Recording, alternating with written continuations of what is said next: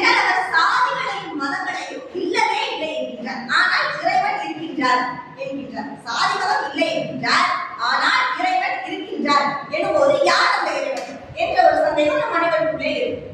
ஏனென்றால் நாம் தான் இந்த இறைவனுக்கு பல்வேறு பிரிவுகளை பிரித்து வைத்திருக்கின்றோமே.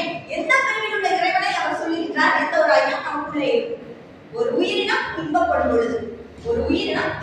பொழுது அந்த துன்பத்தை பார்த்து நீ துன்புறுகிறாய் என்றால், அந்த உயிரினத்தின் துன்பத்தை போக்க நீ துணை நிற்கின்றாய் என்று சொன்னால், அந்த உணர்வுதான், அந்த எண்ணம் தான், அந்த அன்புதான் இறைவன் என்கின்றார்.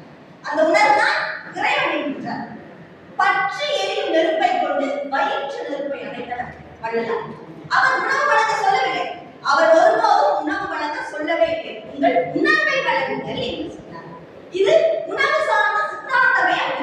இது உணவு சார்ந்த சித்தாந்தம் அல்ல, உணர்வு சார்ந்த சித்தாந்தம். உடல் சார்ந்த சித்தாந்தம் அல்ல, அது உயிர் சார்ந்த சித்தாந்தம்.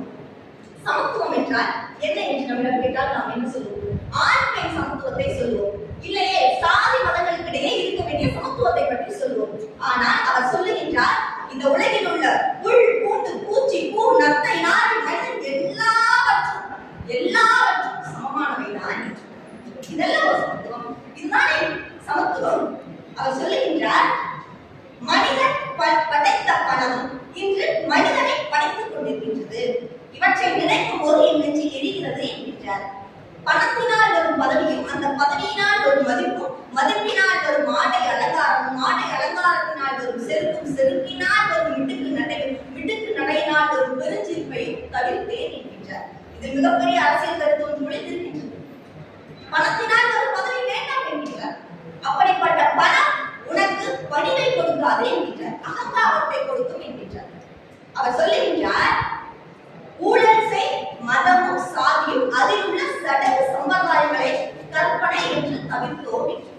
சம்பிரதாயங்கள் எதுவும் இல்லை என்கிறார். இதெல்லாம் ஒரு புரட்சி. உலக அமைதிக்காக நாடுகள் எல்லாம் ஒன்று கூடி என்னென்னமோ செய்து கொண்டிருக்கின்றார்கள். வள்ளலார்